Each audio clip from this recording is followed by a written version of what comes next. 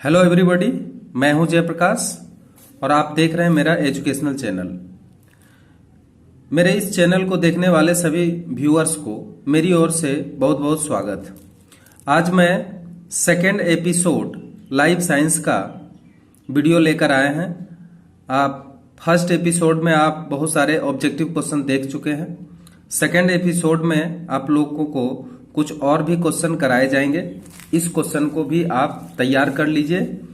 माध्यमिक परीक्षा 2021 के लिए बहुत ही लाभजनक वीडियो है, तो इसे भी आप देख लीजिए और इसका भी तैयारी कर लीजिए।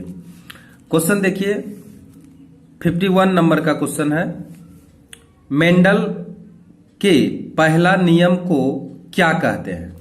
देखिए, इसके मेंडल के प्रमुख दो नियम है, जिसमें पहला नियम पूछा गया है, जिसको कि इंग्लिश में कहते हैं लॉ ऑफ सेग्रीगेशन, हिंदी में कहते हैं पृथक्करण का नियम।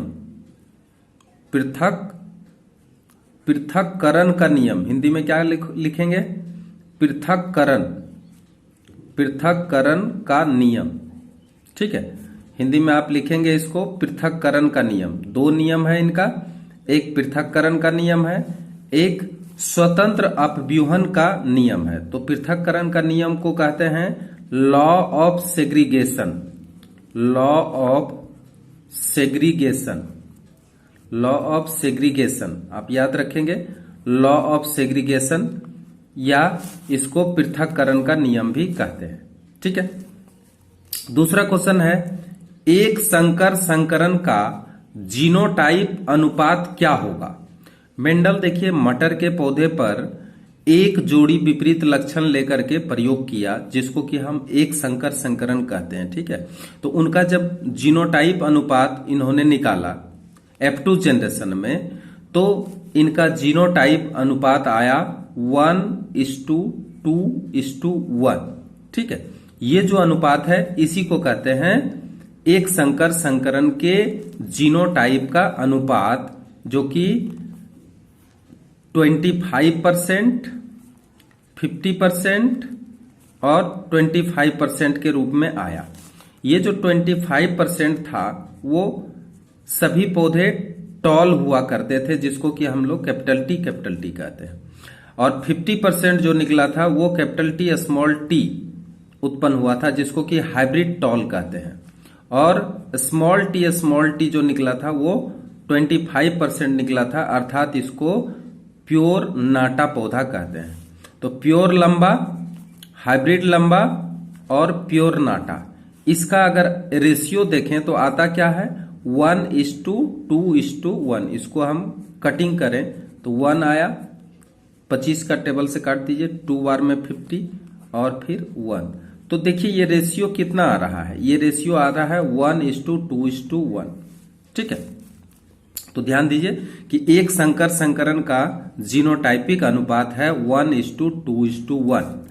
इसी में अगर फिनोटाइपिक अनुपात पूछा जाता है तो इसका आंसर होगा 3:1, क्योंकि इसमें देखा गया है कि अगर हम इन पौधों को बाह्य आकृति प्रकृति के अनुसार देखें तो 3 पौधा जो है बिल्कुल लंबा दिखाई देगा, और मात्र 3 कहने का मतलब 75% प्लांट्स जो होते हैं केवल लंबे दिखाई देते हैं, और 25% प्लांट्स जो होते हैं वो नाटे दिखाई देते हैं।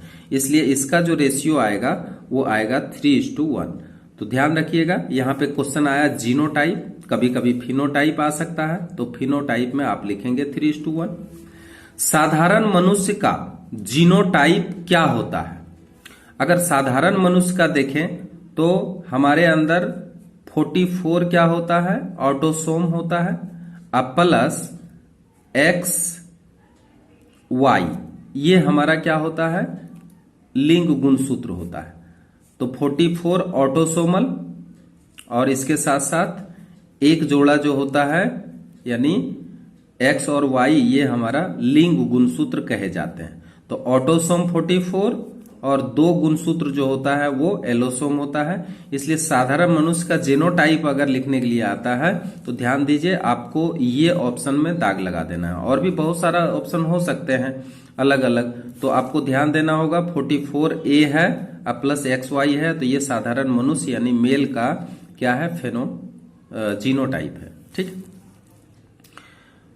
54 क्वेश्चन है, आरएनए में कौन सा नाइट्रोजन युक्त क्षार पाया जाता है जो डीएनए में नहीं पाया जाता है? तो याद रखिए एक नाइट्रोजनस बेस जिसको कि हम यूरासिल कहते हैं, यूरासिल कहते हैं। तो यूरासिल जो होता है, यूरासिल एक ऐसा क्षार है, नाइट्रोजन युक्त क्षार है जो केवल आरएनए में पाए जाते हैं, वो डीएनए में नहीं मिलता है। क्लियर? 56, F1 पीढ़ी में जो लक्षण प्रकट होते हैं उसे कौन सा लक्षण कहते हैं?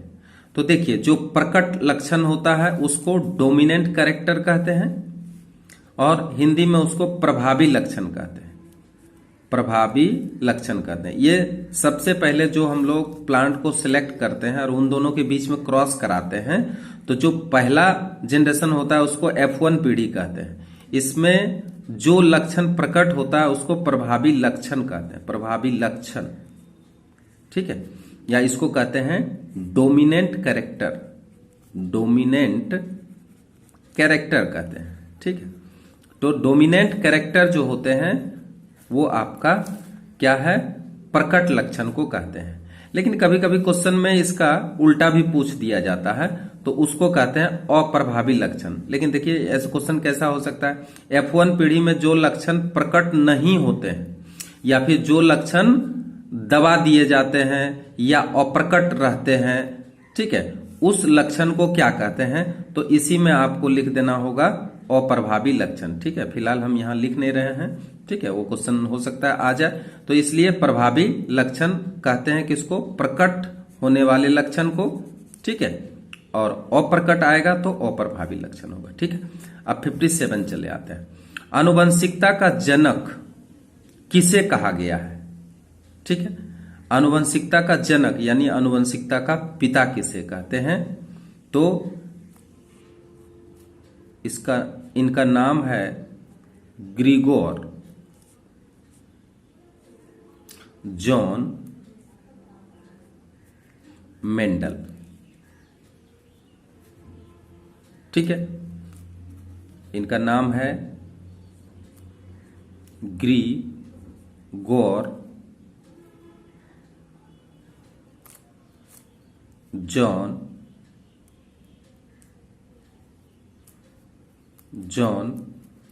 मेंडल। ठीक है, तो पूरा नाम अगर इनका पूछा जाता है तब भी हम लोग लिखेंगे और ऐसे भी अगर आता है तो इनका पूरा नाम लिखा जा सकता है, ग्रिगोर जॉन मेंडल। ठीक है, पूरा नाम आप लिख सकते हैं। मेंडल का दूसरा नियम क्या है? तो जैसा कि हम पहले बता चुके हैं कि इनके 2 प्रमुख नियम है, जिसमें पहला लॉ ऑफ सेग्रीगेशन, तो दूसरा क्या है, लॉ ऑफ इंडिपेंडेंट असॉर्टमेंट। दूसरा नियम क्या है इनका, लॉ ऑफ इंडिपेंडेंट असॉर्टमेंट, यानी स्वतंत्र अपव्यूहन, स्वतंत्र अपव्यूहन का नियम। देखिए ये सब क्वेश्चन पूछा जा सकता है, इसलिए इसको अच्छा से दिमाग में याद रखिए। स्वतंत्र अपव्यूहन का नियम जिसको कहते हैं लॉ ऑफ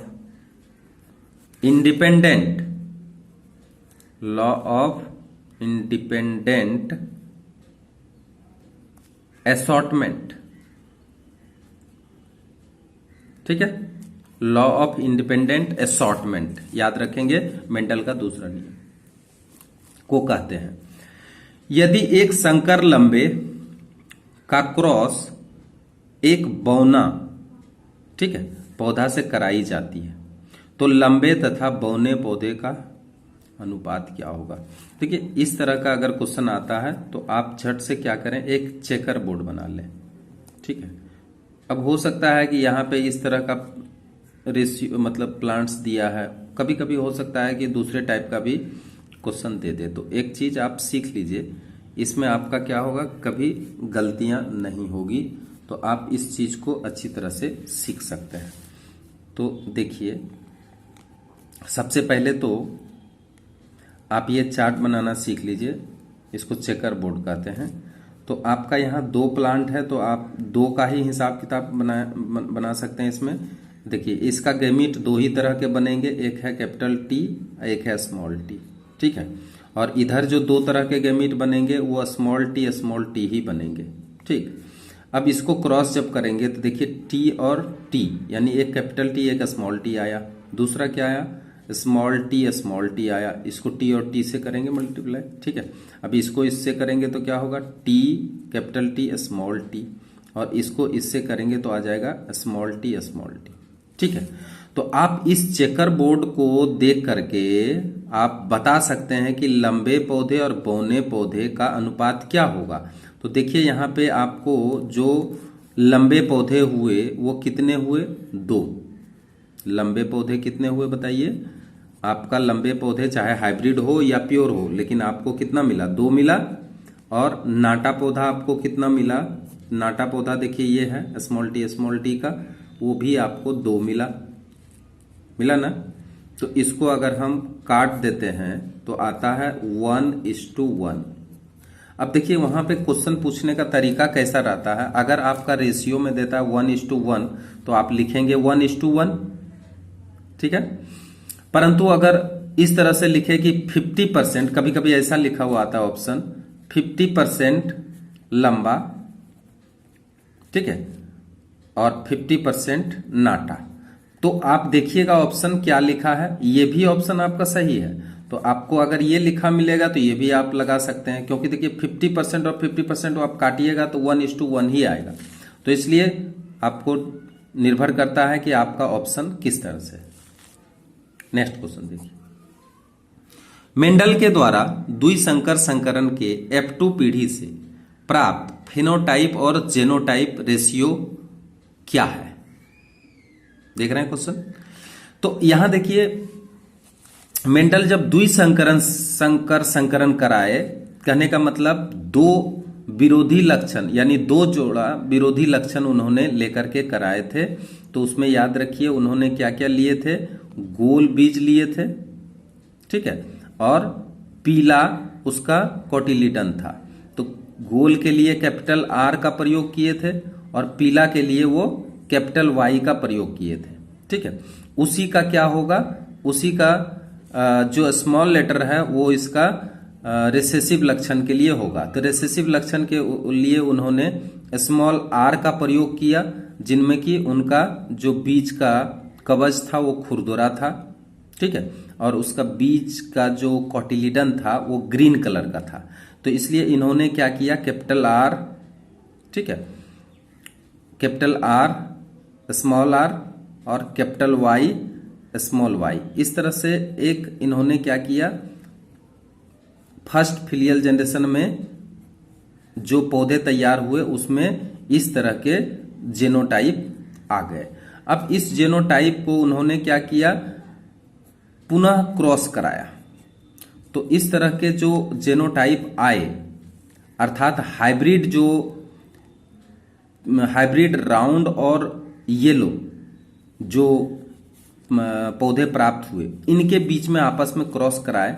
तो इन्होंने देखा कि F2 जनरेशन में 2 तरह के रेशियो इन्हें प्राप्त हुआ। जो पहला रेशियो प्राप्त हुआ वो 16 तरह के रेशियो प्राप्त हुए, जिसको फेनोटाइपिक रेशियो कहते हैं। तो अब देखिए आपका आंसर मिल रहा है फेनोटाइपिक अनुपात, ठीक है। फेनोटाइपिक अनुपात इसका आया 9:3:3:1, ठीक। और जेनोटाइपिक रेशियो क्या आया,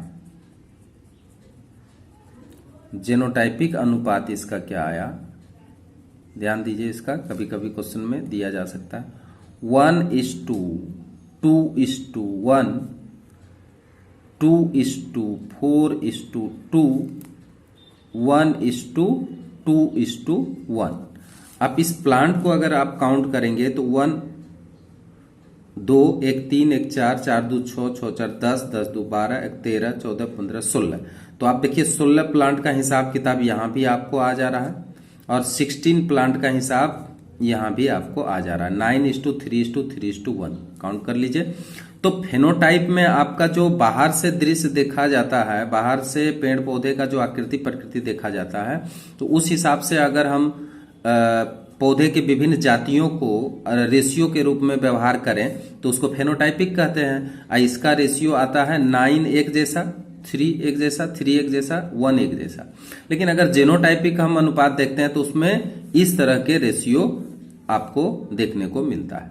तो इस तरह से अगर कहीं क्वेश्चन में आ जाता है मेंडल का द्विसंकर संकरण में प्राप्त F2 के अंदर फेनोटाइप और जेनोटाइप का रेशियो क्या है, तो आप फेनोटाइपिक रेशियो 9:3:3:1 लिखेंगे और जेनोटाइपिक रेशियो आप लिखेंगे 1:2:2:4:2:1:1 लिखेंगे। ठीक है, तो इस तरह से आप कभी गड़बड़ नहीं कर सकते हैं। ठीक है, तो ध्यान से समझ में आ गया आपको कि फेनोटाइपिक क्या है और जेनोटाइपिक क्या है। आगे बढ़ जाते हैं। फूल के किस अंग से फल बनता है? तो देखिए फूल के मुख्य रूप से 4 अवयव होते हैं। ठीक है, उन चारों अवयव में जहां पे फल लगते हैं उसको अंडाशय कहते हैं। अंडाशय यानी अंडाशय ही क्या करता है, पूरी तरह से फल के रूप में परिवर्तित हो जाता है, जिसको ओवेरी कहते हैं। इंग्लिश में क्या कहते हैं, इसको ओवेरी कहते हैं। यही क्या करता है, फल बना लेता है। ठीक, फूल के किस अवयव में पराग कण बनते हैं? ठीक है, पराग कण कहां बनते हैं? तो फूल का एक अवयव है एंड्रोसियम, जिसको कि कहते हैं पुमंग। पुमंग कहते हैं, हिंदी में क्या बोलेंगे इसको, पुमंग, एंड्रोसियम, एंड्रोसियम। ठीक है, तो एंड्रोसियम के अंदर क्या बनेंगे, पराग कण बनेंगे, जिसको कि दूसरी भाषा में हम कहते हैं इसका male gamete. Male gamete of plant is called pollen grain या परागकण। ठीक है, इसको इंग्लिश में क्या कहेंगे, पोलन ग्रेन, पोलन ग्रेन कहते हैं।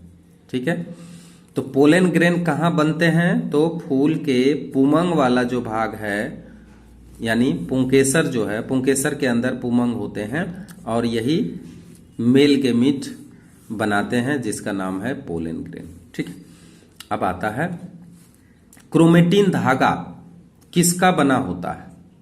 ठीक है, क्रोमेटिन धागा, तो हम लोग जानते हैं कि जो क्रोमेटिन धागा है वो क्रोमोजोम दरअसल है। तो वो क्रोमोजोम जो होता है डीएनए तथा एक विशेष प्रकार के प्रोटीन जिसको हिस्टोन प्रोटीन कहते हैं, हिस्टोन प्रोटीन। तो याद रखेंगे आप कि 2 अवयव के मिलने से क्रोमेटिन धागा बनते हैं या क्रोमोजोम। देखिए क्रोमेटिन धागा ही बाद में चल करके क्रोमोजोम बन जाते हैं जब कोशिका विभाजन करने लगते हैं। ठीक है, तो DNA, deoxy ribose nucleic acid और हिस्टोन प्रोटीन, ये दोनों मिलकर के क्या बनाते हैं, क्रोमेटिन धागा बनाते हैं। ठीक है, अब आता है कोशिका विभाजन के समय स्पिंडल फाइबर क्रोमोजोम के किस भाग से जुड़े हुए रहते हैं? तो देखिए क्रोमोजोम जो होता है वो क्रोमेटिड का बना हुआ होता है, 2 लंबा लंबा धागा नुमा रचना होता है जिसको क्रोमेटिड कहते हैं। ठीक है, ये एक जगह जुड़े हुए होते हैं, इसका नाम है सेंट्रोमियर। सेंट्रोमियर, क्या नाम है इसका, सेंट्रोमियर, सेंट्रोमियर। ठीक है, तो अगर क्वेश्चन आता है कि कोशिका विभाजन के समय स्पिंडल फाइबर क्रोमोजोम के किस भाग से जुड़े हुए होते हैं, तो हालांकि देखिए क्रोमेटिड भी यहीं से जुड़े हुए होते हैं, और जब कोशिका विभाजन होने लगते हैं तो जो स्पिंडल फाइबर बनते हैं दोनों ध्रुव से, तो ये स्पिंडल फाइबर यहां से आकर के इस सेंट्रोमियर का जो भाग होता है यहां से वो जुड़ जाते हैं। तो इसलिए ये 2 तरह के कॉमन स्थान है जहां पे 2 क्रोमेटिड आपस में जुड़ते हैं, वो भी सेंट्रोमियर कहलाता है। और अगर क्वेश्चन में आ जाता है कि स्पिंडल फाइबर जो कोशिका विभाजन के समय में सेंट्रोसोम से बनता है, ठीक है, सेंट्रोसोम से बनता है, वो भी कहां जुड़ते हैं, तो जुड़ते हैं, सेंट्रोमियर के पास जुड़ते हैं। तो ये भी आप जान लेंगे। अब नेक्स्ट क्वेश्चन देखिए, किस प्रकार के कोशिका विभाजन में पुत्री कोशिका में क्रोमोसोम की संख्या मातृ कोशिका की आधी होती है? देखिए, पुत्री कोशिका यानी जो डॉटर सेल्स होते हैं, कोशिका विभाजन के बाद जो नए सेल्स उत्पन्न होते हैं, नए कोशिका उत्पन्न होते हैं, उसको हम डॉटर सेल कहते हैं। तो ये डॉटर सेल में कहते हैं क्रोमोसोम की संख्या हाफ हो जाती है, यानी पेरेंट्स के अंदर, कहने का मतलब इसके जो जनक है उसके अंदर जितने क्रोमोसोम होते हैं उसका आधा हो जाते हैं। वो है अर्धसूत्री कोशिका विभाजन, जिसको कि हम कहते हैं अर्धसूत्री कोशिका विभाजन, या इसको मियोसिस कहते हैं। ठीक है, कोशिका विभाजन, या इसको हम मियोसिस कहते हैं, मियोसिस। तो मियोसिस के, ठीक है, कोशिका विभाजन में ही क्रोमोसोम की संख्या आधी हो जाती है। किसमें? पुत्री कोशिका में, मतलब जनक कोशिका से जो पुत्री कोशिका तैयार होते हैं उसके अंदर होते हैं। जनक कोशिका में जितने क्रोमोसोम होते हैं उसी का आधा क्रोमोसोम हो जाते हैं, और इसलिए तब अर्धसूत्री कोशिका विभाजन को रिडक्शन सेल डिवीजन भी कहते हैं, ह्रास कोशिका विभाजन भी कहते हैं। ठीक है, क्वेश्चन आता है 72, मनुष्य में होने वाला एक ऑटोसोमल आनुवंशिक रोग का नाम बताओ। देखिए, आपको यहां पे केवल अगर क्वेश्चन में पूछा जाता है कि आनुवंशिक बीमारी का नाम लिखिए, तो आपके सिलेबस के हिसाब से जो है वो कुछ भी बीमारी आप सिलेबस के हिसाब से, आपको थैलेसेमिया है, हीमोफीलिया है और कलर ब्लाइंडनेस है, यानी वर्णांधता है, तो आप तीनों में से कुछ भी लिखेंगे तो आपका काम चल जाएगा। लेकिन ध्यान दीजिए कि अगर क्वेश्चन में आता है ऑटोसोमल आनुवंशिक रोग, तो इस स्थिति में आपको लिखना पड़ेगा थैलेसीमिया, थैलेसीमिया। अच्छा, थैलेसीमिया क्यों लिखते हैं यहां पे? क्योंकि थैलेसीमिया जो होता है वो ऑटोसोमल क्रोमोसोम के गड़बड़ी से होता है, या फिर डाउन सिंड्रोम आप लिख सकते हैं, डाउन सिंड्रोम, क्योंकि ये 21वां नंबर जो क्रोमोसोम होता है सिंड्रोम, उसके गड़बड़ी से ये बीमारी हो सकते हैं, डाउन सिंड्रोम। और थैलेसीमिया भी ऑटोसोमल क्रोमोसोम के गड़बड़ी से ही हो सकते हैं। ठीक है, इसलिए इन दोनों को हम कहते हैं ऑटोसोमल आनुवंशिक रोग। मनुष्य में होने वाले 2 एक्स लिंक्ड हेरिडिटरी बीमारी का नाम लिखो। तो अगर क्वेश्चन आता है एक्स लिंक्ड, इसका मतलब हो गया कि लिंग क्रोमोसोम के गड़बड़ी होने के कारण जो बीमारियां पैदा होते हैं और जो पीढ़ी दर पीढ़ी एक संतान से दूसरे संतान में जाते हैं, उसको एक्स लिंक्ड हेरिडिटरी बीमारी भी कहते हैं। तो इस तरह के जो बीमारी अगर क्वेश्चन में पूछा जाता है तो आप 2 बीमारी को लिख सकते हैं, लेकिन परीक्षा में एक कहा तो एक आप लिख सकते हैं। वो क्या क्या होगा? एक हीमोफीलिया होगा, हीमोफीलिया ये एक्स लिंक्ड बीमारी है, ठीक है, यानी एक्स क्रोमोसोम में गड़बड़ी होने के कारण होता है। और दूसरा है वर्णांधता, वर्णांधता, वर्णांधता, हीमोफीलिया, हीमोफीलिया, ठीक है। और दूसरा होगा कलर, कलर ब्लाइंडनेस, ठीक है। तो आप इंग्लिश हिंदी जो भी लिख सकते हैं। तो इस तरह से हीमोफीलिया और वर्णांधता दोनों क्या होगा? X linked hereditary disease. अब चले आते हैं 74।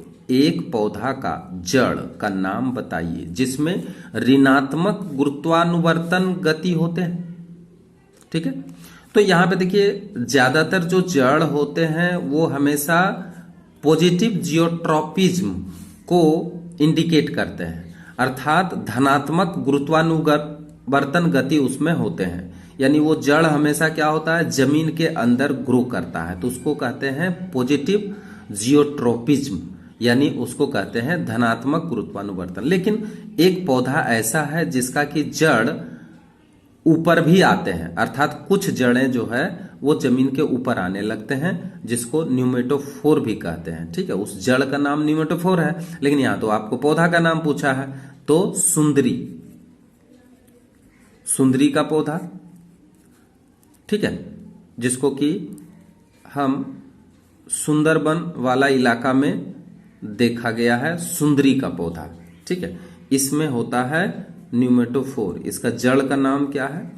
जड़ का नाम है न्यूमेटोफोर, न्यूमेटोफोर, ठीक है।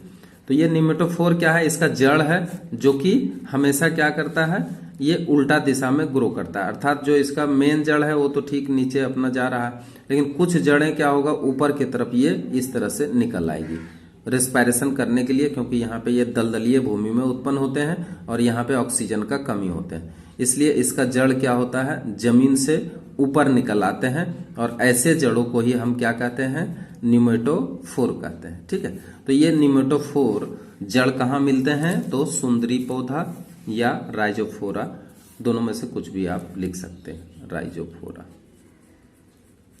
राइजोफोरा, ठीक है। सुंदरी आपको अच्छा से याद रहेगा, सुंदरी लिख सकते हैं। एक बहिस्रावी ग्रंथि का नाम लिखो। देखिए, बहिस्रावी और अंतःस्रावी दो तरह के मुख्य ग्रंथियां होते हैं। बहिस्रावी अर्थात जो किसी डक्ट के माध्यम से क्या करे, ग्रंथि से, ठीक है, स्रवित पदार्थ को किसी स्थान पर लेके जाता हो, तो उसको बहिस्रावी कहते हैं। इसमें आपका यकृत आ सकते हैं, पसीना का ग्रंथि आ सकते हैं, पसीना ग्रंथि आ सकते हैं, ठीक है, या इसमें लार ग्रंथि भी आ सकते हैं, लार ग्रंथि। तो आप इनमें से कोई भी लिखने से आपका काम चल जाएगा, क्योंकि ये सारे क्या हैं, बहिस्रावी ग्रंथि हैं, ठीक है। इसको डक्टाइल ग्लैंड भी कहते हैं, या नलिका युक्त ग्रंथियां भी कहते हैं, नलिका युक्त ग्रंथियां होते हैं, ठीक है। अर्थात इसमें डक्ट उपस्थित होते हैं, ठीक है, और वही डक्ट के माध्यम से वो क्या करता है, अपने स्राव को विशेष स्थान पर लेके जाता है। दो कृत्रिम पादप हार्मोन का नाम लिखिए। देखिए, अगर कृत्रिम पादप हार्मोन का नाम आ गया है तो आप NAA लिख सकते हैं, ठीक है, और दूसरा 2,4-D लिख सकते हैं, 2,4-D, ठीक है। इसका फुल फॉर्म आप अगर जानना चाहते हैं तो ये होता है naphthalene acetic acid, naphthalene acetic acid, acetic acid लिख सकते हैं। और अगर 2,4-D लिखना चाहते हैं तो 2,4-डाइक्लोरो, dichloro, 2,4-डाइक्लोरो फेनॉक्सी acetic acid, dichloro फेनॉक्सी, फेनॉक्सी acetic acid, acetic acid, ठीक है। तो नेप्थलीन एसिटिक एसिड आप बोल सकते हैं, आप चाहें तो हिंदी में लिख सकते हैं,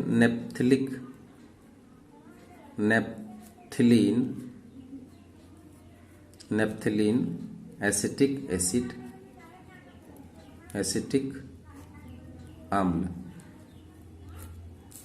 ठीक है। 2,4-D, 2,4-डाइक्लोरो फेनॉक्सी एसिटिक एसिड, फेनॉक्सी एसिटिक अम्ल, ठीक है, सॉरी।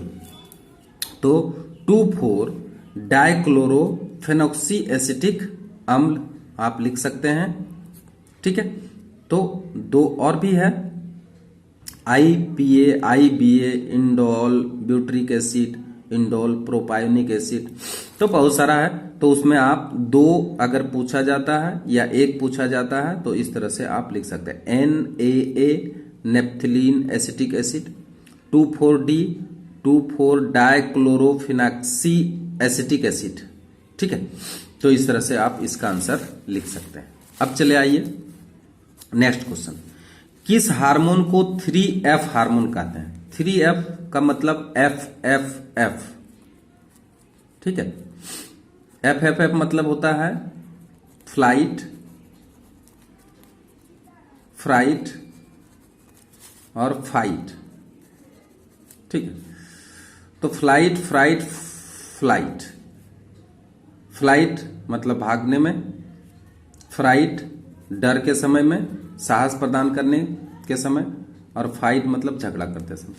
यानी ये जो 3F हार्मोन है ये होता है दरअसल एड्रेनलिन,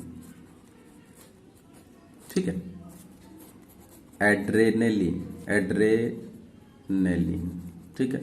तो एड्रेनलिन हार्मोन याद रखेंगे, इसी को हम 3F हार्मोन कहते हैं, क्योंकि ये 3 तरह के अवस्थाओं में हमारे शरीर को एनर्जी देते हैं।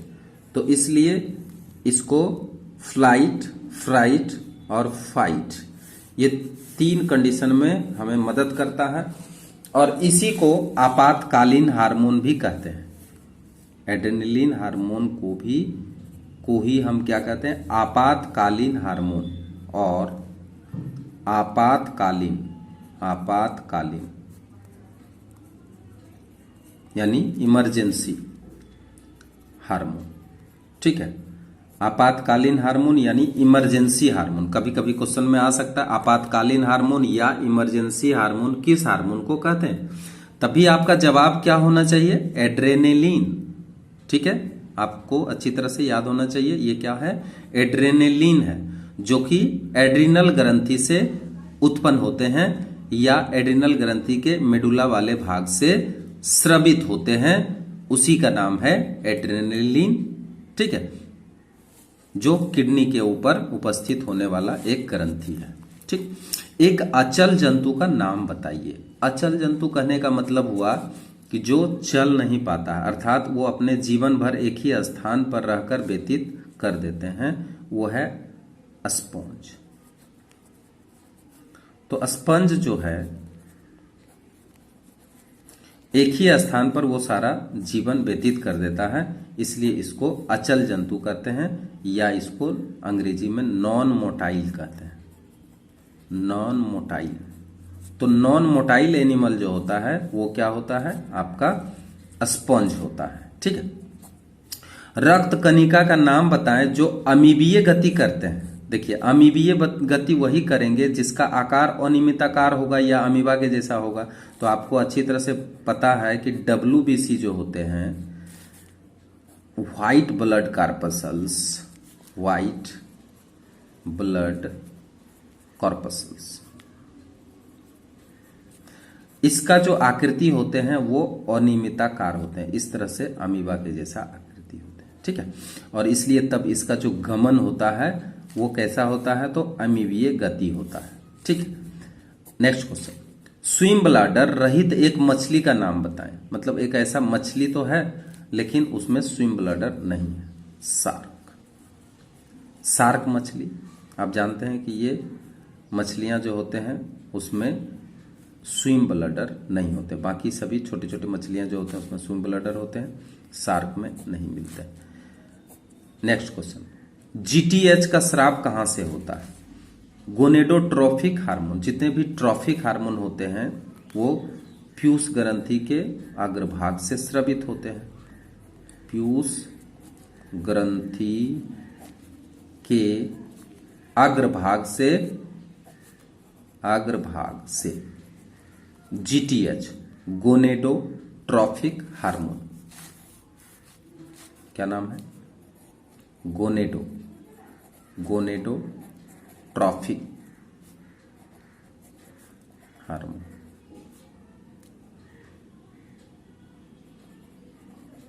ठीक है। गोनेडोट्रोफिक हार्मोन कहां से उत्पन्न होते हैं? तो पीयूष ग्रंथि के अग्रभाग से, ठीक है। बहुत सारे शॉर्ट फॉर्म वाले हार्मोन निकलते हैं इसमें, जिसमें कि एक GTH भी है। पौधे के शरीर में समन्वय यानी कोऑर्डिनेशन का कार्य कौन करता है? देखिए, हम बताते हैं आपको कि जो जंतु होते हैं उसके शरीर में 2 तरह के कोऑर्डिनेशन होते हैं, एक फिजिकल कोऑर्डिनेशन, एक केमिकल कोऑर्डिनेशन, ठीक है। लेकिन प्लांट के अंदर प्रकृति केवल केमिकल कोऑर्डिनेशन ही दिया है, जिसको कि हार्मोन कहते हैं। ठीक है, हमारे शरीर के अंदर हार्मोन भी होते हैं जो कोऑर्डिनेशन का काम करते हैं। इसके साथ साथ हमारा तंत्रिका तंत्र भी होते हैं जो हमारे शरीर के विभिन्न अंगों के बीच में कोऑर्डिनेशन का काम करते हैं। तो हमारे शरीर के लिए अगर पूछा जाए तो हमारे शरीर में दो तरह के कोऑर्डिनेशन होते हैं। एक फिजिकल कोऑर्डिनेशन जो तंत्रिका तंत्र को कहते हैं, और केमिकल कोऑर्डिनेशन जो हार्मोन को कहते हैं। ठीक है, लेकिन प्लांट में चूंकि तंत्रिका तंत्र का अभाव होता है, इसलिए यहाँ पे केवल क्या होता है, केवल हार्मोन ही होता है जो कि इसका कोऑर्डिनेशन के काम में आते हैं, हार्मोन्स। ठीक है, नेक्स्ट क्वेश्चन, एड्रेनलिन हार्मोन का स्रोत क्या है? जैसा कि इसके पहले बता चुके हैं कि एड्रेनलिन हार्मोन जो है एड्रिनल ग्रंथि के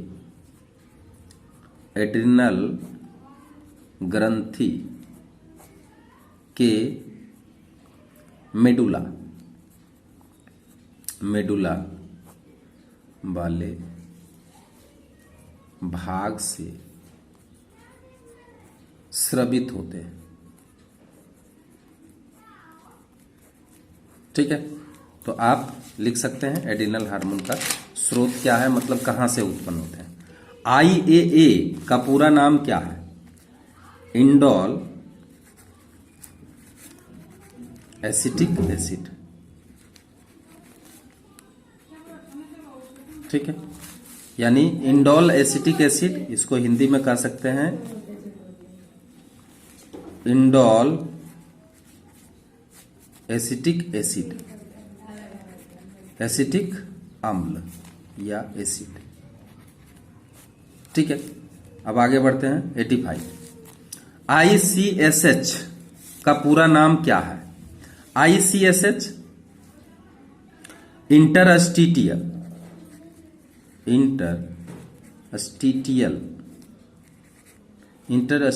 सेल स्टिमुलेटिंग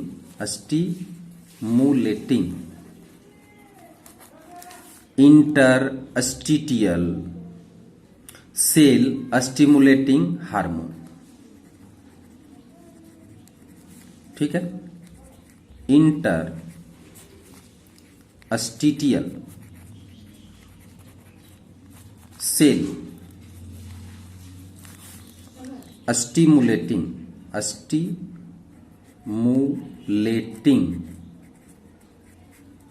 हार्मोन। ठीक है, तो आप लिख सकते हैं, जो भी लिखना होगा आपको, इंटरस्टिटियल सेल स्टिमुलेटिंग हार्मोन इंग्लिश में लिखना होगा या हिंदी में जो भी लिखना होगा आप लिख सकते हैं। ठीक है, नेक्स्ट क्वेश्चन 86 एक नाइट्रोजन विहीन पादप हार्मोन का नाम लिखिए। देखिए, मुख्य रूप से 3 नेचुरल प्लांट्स हार्मोन होते हैं, ऑक्सिन, जिब्रेलिन और साइटोकाइनिन। तो यहां पे आपको नाइट्रोजन विहीन के बारे में पूछा गया है। तो नाइट्रोजन विहीन जो होते हैं वो होते हैं जिब्रेलिन।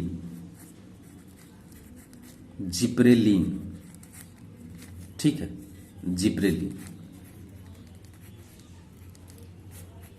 Gibberellin hormone. ठीक है, तो जिब्रेलिन हार्मोन याद रखेंगे, जो कि क्या होता है, नाइट्रोजन विहीन होता है, इसमें नाइट्रोजन नहीं होता। ठीक है, अब आता है माइलिन शीथ कहां पाए जाते हैं। तो हम जानते हैं कि न्यूरॉन चारों तरफ से एक लेयर से घिरा हुआ रहता है, जिसको कि माइलिन शीथ भी कहते हैं। तो हम लिख सकते हैं न्यूरॉन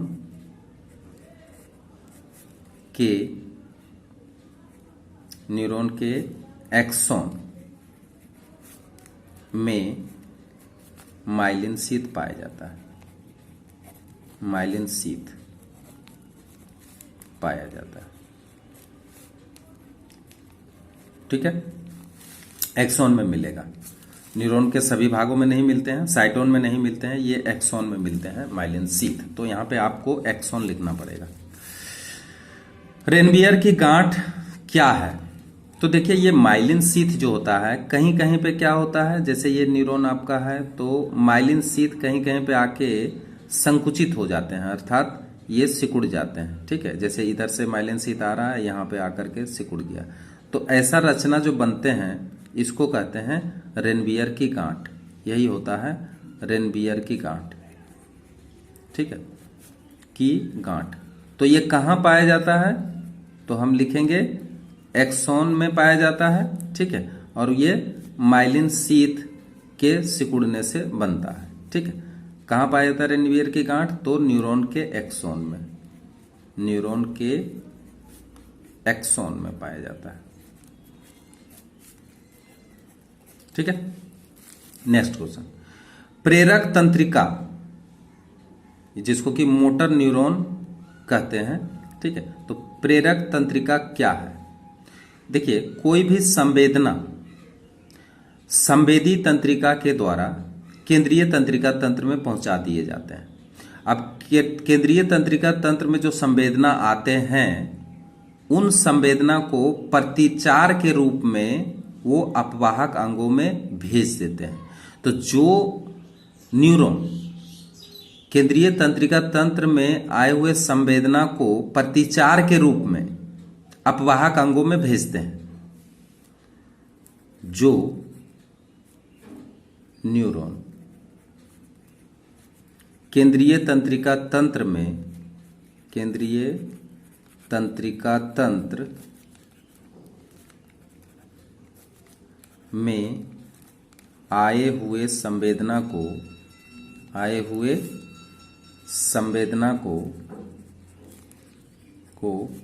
प्रतिचार के रूप में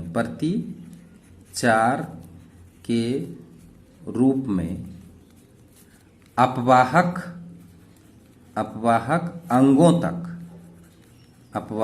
अंगों तक पहुंचाता है, ठीक है। उसे हम क्या कहते हैं? उसे प्रेरक तंत्रिका या मोटर न्यूरॉन कहते हैं, या चालक न्यूरॉन कहते हैं, एक ही चीज है, चालक न्यूरॉन कहते हैं, ठीक है। न्यूरोगिलिया क्या है? अब देखिए क्वेश्चन बहुत बार आता है, न्यूरोगिलिया ये क्या है? नर्वस सिस्टम का रचनात्मक अवयव है। देखिए, नर्वस सिस्टम का रचनात्मक अवयव दो ही होते हैं, एक न्यूरॉन होते हैं, दूसरा न्यूरोगिलिया होते हैं। तो न्यूरोगिलिया आखिर क्या है? वह विशेष संयोजी ऊतक की कोशिकाएं जो केंद्रीय तंत्रिका तंत्र के ग्रे मैटर और व्हाइट मैटर के बीच में पाया जाता है, उसे ही न्यूरोगिलिया कहते हैं। अर्थात ये विशेष प्रकार के संयोजी ऊतक की कोशिकाएं हैं जो कहां पे मिलेंगे? तो चाहे ब्रेन हो या स्पाइनल कॉर्ड हो, तो ब्रेन या स्पाइनल कॉर्ड के अंदर जो ग्रे मैटर और व्हाइट मैटर होते हैं, ठीक है, अर्थात जो साइटोन के समूह और एक्सोन के समूह के बीच का जो अंश होता है, उस स्थान में न्यूरोगिलिया पाया जाता है। कभी कभी क्या होता है कि अगर ये आपका न्यूरॉन कार्य करना बंद कर देता है, तो उस समय न्यूरोगिलिया ही क्या करता है? उस कार्य को संपन्न करते हैं, अर्थात न्यूरॉन के कार्य को कंप्लीट करते हैं, ठीक है। तो यही है न्यूरोगिलिया, ठीक है। आगे बढ़ जाइए। स्क्लेरा क्या है? ये देखिए हमारे आंख का सबसे बाहरी स्तर है, आंख का सबसे बाहरी स्तर को स्क्लेरा कहते हैं, स्क्लेरा कहते हैं, अर्थात ये सबसे बाहर का स्तर होता है हमारे आंख में, ठीक है। 92 क्वेश्चन देखिए, स्क्लेरा के पारदर्शी भाग का नाम क्या है? जो स्क्लेरा में पारदर्शी भाग होता है उसका नाम कॉर्निया होता है। कॉर्निया हमारे आंख का जो सबसे सामने का भाग है उसको कॉर्निया कहते हैं, ठीक है। यानी वो पारदर्शी भाग है। ये 1/6 पार्ट ऑफ स्क्लेरा का आई लेयर होता है। ये देखिए यहां से लेकर यहां तक का भाग होगा जो कि पारदर्शी लेयर से ढका होगा। बाकी देखिए इधर का जो ये लेयर है ये स्क्लेरा कहलाता है, स्क्लेरा, ठीक है। ये स्क्लेरा भाग जो होते हैं वह 5/6 पार्ट होते हैं और ये 1/6 पार्ट यहां से यहां तक जो होते हैं इसी का नाम है कॉर्निया। कॉर्निया याद रखिए इसको, कॉर्निया। तो कॉर्निया 1/6 पार्ट होता है। जो हमारे आंख का भाग हम लोग जो देखते हैं वो कॉर्निया का ही भाग हम लोग देखते हैं। बाकी आंख के अंदर का भाग हम लोग नहीं देख पाते हैं, वो स्क्लेरा कहलाता है, ये अंदर के तरफ रहता है। ठीक है, तो ये 5/6 पार्ट होता है। ठीक, समझ में आ गया। तो कॉर्निया क्या है समझ में आ गया कि आंख का जो सामने वाला 1/6 पार्ट होता है, जो किसका भाग होता है, तो स्क्लेरा का ही भाग होता है, उसको कॉर्निया कहते हैं। ठीक है, चलिए आगे बढ़ते हैं। 93, आंख के किस भाग से दृष्टि तंत्रिकाएं प्रवेश करती है, तो उसको कहते हैं ऑप्टिक नर्व। Optic nerve. यहीं से क्या होता है कि हमारा दृष्टि तंत्रिकाएं आंख के अंदर आते हैं, ऑप्टिक नर्व। ठीक है, याद रखेंगे इसको। यहां पे होता है, ये अंध बिंदु होता है, इसको अंध बिंदु कहते हैं। तो आंख के किस भाग से दृष्टि तंत्रिकाएं प्रवेश करती है। ठीक है, तो दृष्टि तंत्रिकाएं यानी ऑप्टिक नर्व। ठीक है, लेकिन ये कहता है किस भाग से प्रवेश करते हैं, तो इसको अंध बिंदु कहते हैं। इसका नाम है अंध बिंदु, यानी इसको हम कह सकते हैं ब्लाइंड स्पॉट। ठीक है, तो ब्लाइंड स्पॉट, तो ऑप्टिक नर्व आंख के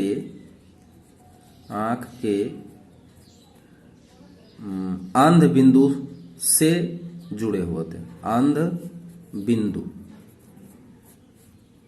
में प्रवेश करते हैं, लिख देते हैं में प्रवेश करते हैं, सही बात है, में प्रवेश करते हैं। ठीक है, ऑप्टिक नर्व आंख के अंध बिंदु में प्रवेश करते हैं। ठीक है, यानी हमारा आंख का एक भाग है, रेटिना का ही भाग है अंध बिंदु। ठीक है, तो उसी अंध बिंदु में क्या करते हैं, वो प्रवेश करते हैं। ठीक है, अब है विट्रियस ह्यूमर कहां पाया जाता है। तो देखिए आंख में आप देख रहे हैं यहां पे लेंस होता है। ठीक है, यहां पे आपका कॉर्निया है। ठीक है, कॉर्निया के बाद ही अंदर में लेंस होता है। तो लेंस और रेटिना, ये रेटिना का लेयर है। तो लेंस और रेटिना के बीच में एक विशेष प्रकार के द्रव्य उपस्थित होते हैं, इसी को विट्रियस ह्यूमर कहते हैं। तो विट्रियस ह्यूमर कहां पाया जाता है, तो लिखेंगे आंख के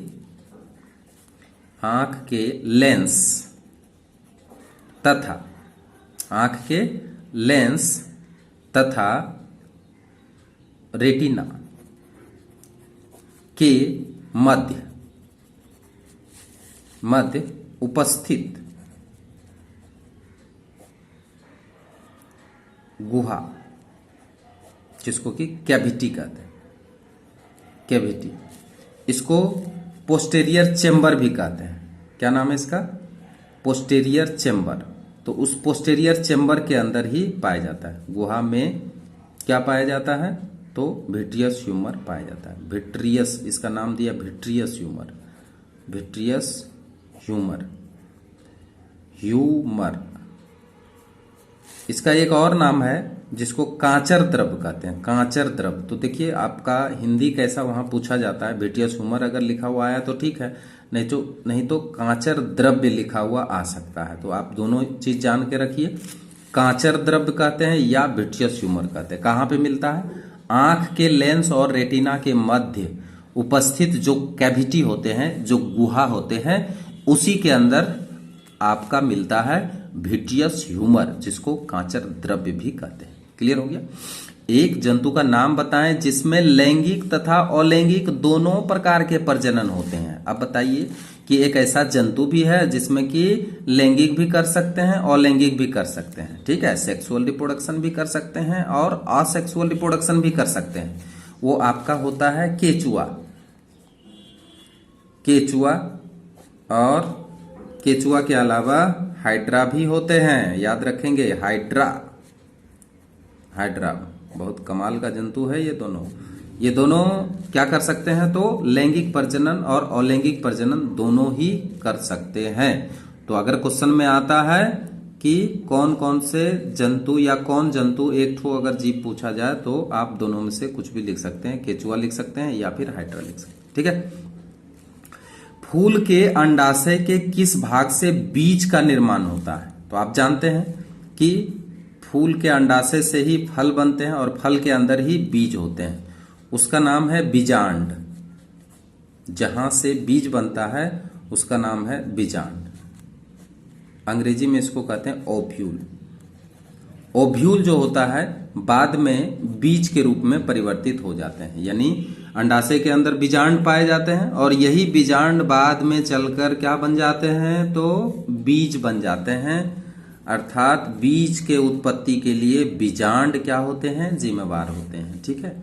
जीन कहाँ पाया जाता है, आप जानते हैं कि हमारे क्रोमोसोम के ऊपर ही जीन उपस्थित होते हैं। अर्थात ये डीएनए का ही एक खंड है जो जीन का निर्माण करते हैं। अर्थात क्रोमोसोम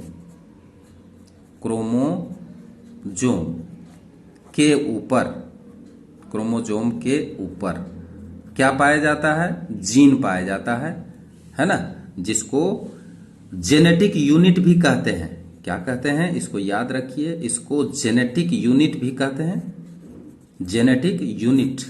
ठीक है, इंग्लिश में इसको जेनेटिक यूनिट भी कहते हैं जीन को। ये क्या होता है, ये क्रोमोसोम के ऊपर पाए जाने वाला जेनेटिक स्ट्रक्चर है जो कि आनुवंशिक गुणों को एक पीढ़ी से दूसरी पीढ़ी में ट्रांसफर करते हैं। ठीक है। अब चले आइए क्वेश्चन, डीएनए और आरएनए का पूरा नाम क्या है। आप जानते हैं डीएनए का पूरा नाम है डीऑक्सी राइबोज न्यूक्लिक एसिड, और आरएनए का पूरा नाम राइबोज न्यूक्लिक एसिड होता है ना। ये दोनों एसिड कहाँ पे मिलते हैं, क्रोमोसोम में ही मिलते हैं, जिसको कि न्यूक्लिक एसिड भी कहते हैं। ये दोनों को मिलाकर के एक नाम दिया, न्यूक्लिक एसिड। ठीक है, तो आप लिख सकते हैं डीऑक्सी राइबोज न्यूक्लिक एसिड।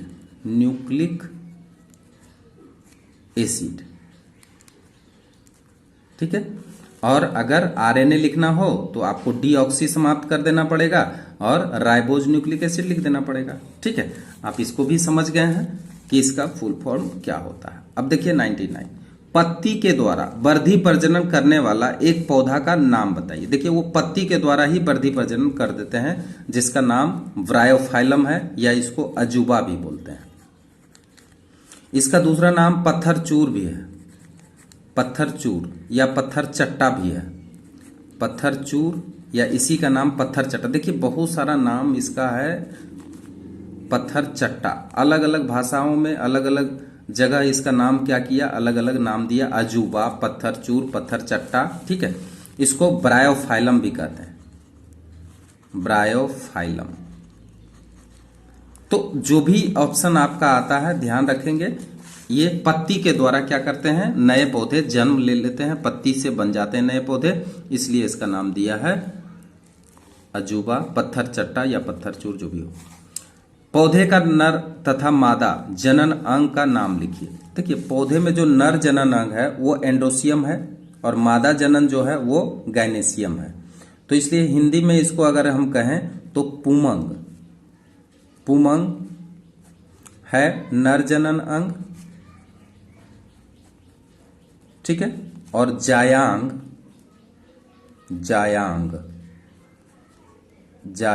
ठीक है, जायांग है मादा जनन अंग, मादा जनन अंग।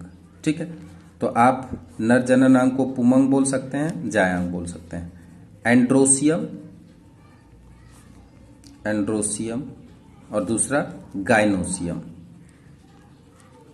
तो आप इंग्लिश में इसको एंडोसियम और गाइनोसियम भी बोल सकते हैं। नर जनन अंग और मादा जनन अंग पुमंग और जायांग होते हैं, जो पेड़ पौधों में होते हैं। मेंडल के प्रयोग में कैपिटल टी तथा कैपिटल टी स्मॉल टी से क्या समझते हो। तो देखिए जो कैपिटल टी है वो शुद्ध पौधा के लिए इस्तेमाल किया जाता है। कोई भी शुद्ध पौधा है तो उसके लिए दोनों कैपिटल टी का व्यवहार किया जाता है। और कैपिटल टी स्मॉल टी जो होता है ये खास करके शुद्ध पौधा, यानी किस तरह का, लंबा पौधा, इसको हम शुद्ध लंबा पौधा लिख सकते हैं, क्योंकि टी मतलब टॉल। तो शुद्ध लंबा पौधा के लिए कैपिटल टी, और कैपिटल टी स्मॉल टी जो होता है वो हाइब्रिड, यानी जिसको कहते हैं संकर लंबा, संकर लंबा, जिसको कि हाइब्रिड टॉल कहते हैं, हाइब्रिड, हाइब्रिड टॉल। ठीक है, तो हाइब्रिड टॉल के लिए कैपिटल टी स्मॉल टी का व्यवहार करते हैं। ठीक है, और कैपिटल टी के लिए हम लोग शुद्ध, हम लोग प्योर टॉल को सूचित करते हैं, प्योर टॉल। ठीक है, और अगर बाय द वे कभी आता है स्मॉल टी, तो ये हो गया प्योर डॉर्फ, प्योर ड्वार्फ। ठीक है, ड्वार्फ मतलब नाटा, यानी शुद्ध नाटा। क्या है ये? शुद्ध नाटा। तो शुद्ध नाटा को हम लोग स्मॉल टी से सूचित करते हैं। आनुवंशिकता की इकाई क्या है? जीन। आप जानते हैं, इसके पहले हम चर्चा कर चुके हैं। तो आनुवंशिकता की इकाई क्या है? जीन है। संकर पीला गोल बीज, देखिए पीला और गोल बीज जो दरअसल ये इसका जेनोटाइप होता है RRYY से कितने प्रकार के युग्मक बनेंगे, इसका जीनोटाइप लिखिए। देखिए इसमें 4 प्रकार के युग्मक बनते हैं। इस तरह का अगर जीनोटाइप आपको मिले तो इसमें 4 प्रकार के जीनोटाइप आप बना सकते हैं। ठीक है, ये 4 प्रकार के आप बनाएंगे कैसे, वो देखिए यहाँ पे लिखने के लिए अगर बोला गया है 4 प्रकार के, तो 4 प्रकार के गेमीट आप किस प्रकार बनाएंगे इसको देखिए। जैसे हम लोग मल्टीप्लाई करते हैं ना, ये देखिए कैपिटल R और कैपिटल Y आप यहाँ पे लिखिए, कैपिटल R कैपिटल Y, एक तरह का गेमीट आपका बन गया। ठीक, दूसरे तरह का गेमीट का क्या बनेगा? देखिए कैपिटल R के साथ आप Y लिए हैं तो कैपिटल R के साथ स्मॉल y ले लीजिए। देखिए जिस तरह से लिखा हुआ है उसी तरह से आप लीजिएगा, ये एक गेमीट बन गया। ठीक, अब तीसरा गेमीट जब बनाएंगे तो देखिए यहाँ पे स्मॉल r के साथ कैपिटल Y ले लीजिए, ये आपका गेमीट बना। और फिर स्मॉल r के साथ स्मॉल y ले लीजिए, तो इस तरह के गेमीट बना। तो ये 4 प्रकार के गेमीट बनते हैं। ठीक है, संकर पीला गोल बीज को अगर हम ले करके गेमीट बनाते हैं तो ये 4 प्रकार के गेमीट बनते हैं, जो कि डायहाइब्रिड क्रॉस जो मेंडल का है उसमें हम लोग को ये गेमीट बनाना पड़ता है। ठीक है, तो आप जान जाइए कि ये 4 प्रकार के गेमीट इसी तरह के बनते हैं। इससे तमाम तरह के क्वेश्चन पूछे जा सकते हैं, आप ध्यान दीजिए। हो सकता है केवल कितने प्रकार के बनेंगे, 4 प्रकार के बनेंगे। कौन कौन से बनेंगे तो आप देख लीजिए, इस तरह के गेमीट बनेंगे। ठीक, आगे बढ़िए। किसी ऊतक अथवा अंग को संवर्धन माध्यम में डालकर उसके वृद्धि से नए पौधे उत्पन्न करने की विधि को क्या कहते हैं? इसको कहते हैं माइक्रो प्रोपेगेशन।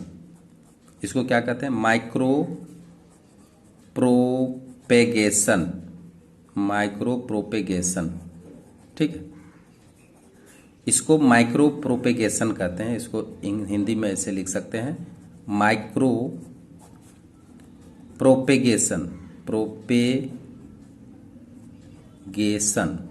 ठीक है, माइक्रो प्रोपेगेशन, तो आप माइक्रो प्रोपेगेशन इसको कह सकते हैं। ठीक है, इसमें क्या होता है, एक मीडिया लिया जाता है, उस मीडिया में प्लांट्स का अंग काट करके रख देते हैं, कुछ दिन के बाद उसमें नए नए पौधे उत्पन्न हो जाते हैं। इसी को कहते हैं माइक्रो प्रोपेगेशन। इसमें बहुत ज़्यादा संख्या में अगर छोटे छोटे पौधे तैयार करना हो, नए पौधे तैयार करना हो, ठीक है, न्यू बॉर्न प्लांट्स तैयार करना हो, तो आप इस प्रोसेस का इस्तेमाल करके नए नए पौधे उत्पन्न कर सकते हैं। पौधे का नाम लिखो जिसमें रोपण विधि द्वारा तथा कृत्रिम वर्धी प्रजनन कराया जाता है। ठीक है, कृत्रिम वर्धी प्रजनन जो रोपण के द्वारा, देखिए आम में दरअसल आम, नींबू, ये सब में क्या होता है कि आप वर्धी प्रजनन करा सकते हैं कृत्रिम विधि के द्वारा, लेकिन ये रोपण कहते हैं, जिसको कि हम कहते हैं रोपण विधि के द्वारा इसको हम आम और नींबू में कर सकते हैं। ठीक है, अर्थात रोपण करने का मतलब एक प्लांट्स के कोई तना को काट कर अगर दूसरे प्लांट्स के माने दूसरे प्लांट्स के ऊपर अगर लगाना चाहें तो उसको हम क्या कर सकते हैं, उसको खांच बना करके उसके अंदर डाल करके, ठीक है, इसमें हमेशा कुछ मिनरल साल्ट्स दे करके या फिर पोषक पदार्थ दे करके इसको फिर हम क्या करते हैं, इसमें एस्टेब्लिश्ड कर देते हैं। तो इसको कहते हैं रोपण प्रोसेस, ठीक है। तो ग्राफ्टिंग, अंग्रेजी में इसको कहते हैं ग्राफ्टिंग। तो ये ग्राफ्टिंग प्रोसेस जो होता है वो खास करके आम और नींबू में किए जाते हैं। इसी को रोपण विधि द्वारा होने वाला कृत्रिम बढ़ती प्रजनन किया जा सकता है, ठीक है। तो इसको ग्राफ्टिंग भी कहते हैं, ठीक है। अब आता है 106, जैव विकास में सहायक प्रजनन की विधि का नाम लिखो। तो कौन सा प्रजनन है जो कि ऑर्गेनिक इवोल्यूशन के लिए महत्वपूर्ण होता है? तो जो ऑर्गेनिक इवोल्यूशन के लिए महत्वपूर्ण जो डिवीजन है यानी सेल डिवीजन है उसको हम कहते हैं मियोसिस यानी अर्धसूत्री कोशिका विभाजन।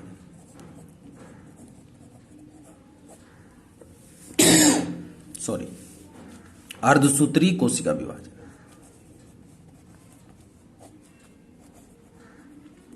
जिसको कहते हैं मियोसिस, शॉर्ट में मियोसिस। तो मियोसिस क्रिया के द्वारा ही इवोल्यूशन संभव है। अगर मियोसिस होता है तो गैमीट बनते हैं, गैमीट का रिकॉम्बिनेशन होता है। जब जाइगोट बनते हैं तो उसमें गैमीट का मिलन होता है। तभी क्या होते हैं, नए नए लक्षण उत्पन्न होते हैं और नए पीढ़ी में नए नए जो अलग अलग लक्षण उत्पन्न होते हैं उसी को हम ऑर्गेनिक इवोल्यूशन भी कहते हैं। तो ये अर्धसूत्री कोशिका विभाजन ही जिम्मेवार होते हैं ऑर्गेनिक इवोल्यूशन के लिए। अपूर्ण प्रभाविता का खोज किसने किया? एक पौधा का नाम लिखो जिसमें अपूर्ण प्रभाविता पाया जाता है। देखिए, अपूर्ण प्रभाविता का खोज किया कार्ल कोरेंस, ठीक है। और जिस पौधा में ये देखा गया है उसका नाम है मिराबिलिस जलापा। उसका नाम है मिराबिलिस जलापा, मिराबिलिस जलापा। इसको गुलाबास भी कहते हैं हिंदी में, जलापा, मिराबिलिस जलापा, ठीक है। मिराबिलिस जलापा आप याद रखेंगे। और कार्ल्स कोरेंस इसका सबसे पहले खोज किया था अपूर्ण प्रभाविता का, कार्ल्स कोरेंस। और ये देखा गया मिराबिलिस जलापा पौधा में, जिसको कि गुलाबास भी कहते हैं। गुलाबास हिंदी में अगर देखेंगे कहीं ऑप्शन मिलता है तो गुलाबास याद रखेंगे, गुलाबास। तो गुलाबास या मिराबिलिस जलापा। जैपनीज फोरोक्लोक प्लांट्स भी इसको कहे जाते हैं, मिराबिलिस जलापा को। ये क्या करते हैं, मेंडल का जो प्रभाविता का जो नियम है कि फर्स्ट फिलियल जनरेशन में वही लक्षण दृष्टिगोचर होंगे जो प्रभावी लक्षण होंगे, परंतु इसमें ऐसा देखा गया है कि वो प्रभावी लक्षण दृष्टिगोचर नहीं होते हैं, किसी अन्य कलर के लक्षण दृष्टिगोचर हो जाते हैं, ठीक है। इसलिए ऐसे पौधे को हम अपूर्ण प्रभाविता के नाम से जानते हैं, ठीक है। लिंग निर्धारण के लिए जिस प्रकार के गुणसूत्र जिम्मेवार होते हैं, किस प्रकार के गुणसूत्र जिम्मेवार होते हैं, तो जानते हैं हम लोग। पिता का जो गुणसूत्र होता है, पिता का गुणसूत्र यानी पिता के जो सेक्स क्रोमोजोम होते हैं XY, जिसमें कि Y जो क्रोमोजोम होते हैं वही क्या होते हैं, तो लिंग निर्धारण के लिए जिम्मेवार होते हैं। क्योंकि अगर X के साथ Y क्रोमोजोम का मिलन होता है तभी वो मेल पैदा होता है, और अगर XX क्रोमोजोम है तो हमेशा वो फीमेल ही पैदा होता है। तो इसका मतलब ये हुआ कि X तो दोनों में कॉमन है, तो Y क्रोमोजोम जो होता है वही क्या होता है, रिस्पॉन्सिबल होता है लिंग निर्धारण में, ठीक है। तो इसलिए याद रखेंगे, पिता का जो गुणसूत्र होते हैं वही लिंग निर्धारण के लिए जिम्मेवार होते हैं। आनुवंशिकी के जनक का पूरा नाम क्या है? इसके पहले भी बता चुके हैं। इनका नाम है Grigor John Mendel.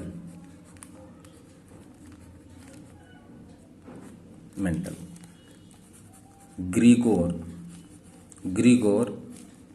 John Mendel, आप ये नाम लिख सकते हैं। आनुवंशिकी शब्द का प्रयोग सर्वप्रथम किसने किया? बेटेसन नामक एक वैज्ञानिक है।